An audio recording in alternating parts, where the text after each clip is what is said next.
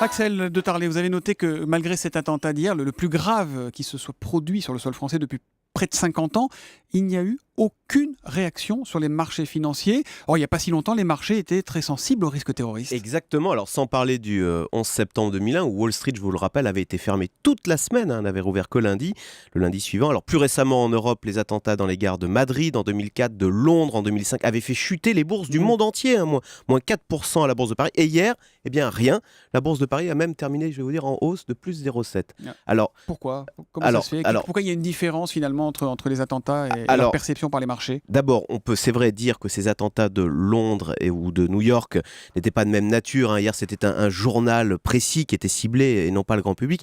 Il n'empêche, pourquoi est-ce qu'avant, les marchés chutaient comme ça ? Eh bien, parce qu'on pensait que ces attentats terroristes allaient dissiper, la peur allait paralyser toute l'économie avec des gens qui ne sortent plus de chez eux, qui ne vont plus dans les magasins, qui ne voyagent plus. Souvenez-vous, lors de ces attentats, le secteur du tourisme était violemment attaqué par les marchés financiers. Et alors quoi, c'est fini ? La peur a disparu en quelque sorte ? Eh bien un peu, exactement, comme si on s'était habitué à vivre avec cette menace qui est désormais davantage intégrée. En tout cas, il n'y a plus de psychose, on devient plus rationnel, les touristes sont toujours là, on continue de sortir, on continue malgré tout à prendre les transports en commun. Hier, regardez, dans toutes les villes de France, il y a eu des rassemblements populaire partout dans toutes les places.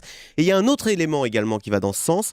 Souvenez-vous, quand le groupe État islamique a envahi le nord de l'Irak, qui est le deuxième plus gros pays producteur de pétrole de l'OPEP en juin dernier, tout le monde s'attendait à une flambée des cours du pétrole, la psychose. Eh bien, c'est le contraire qui s'est passé. Le pétrole a chuté, on le sait, il est aujourd'hui divisé par 2. Finalement, c'est une victoire, ça, pour nos démocraties. Nos économies sont moins vulnérables. Elles sont aujourd'hui plus imperméables à ce risque terroriste. On pourrait s'indigner comme ça, a priori, de voir les marchés indifférents. En fait, c'est peut-être... On a fabriqué des anticorps, l'économie. Voilà. Le Zoom Echo, tous les matins à 7h10 avec Axel de Tarlet. À demain, Axel.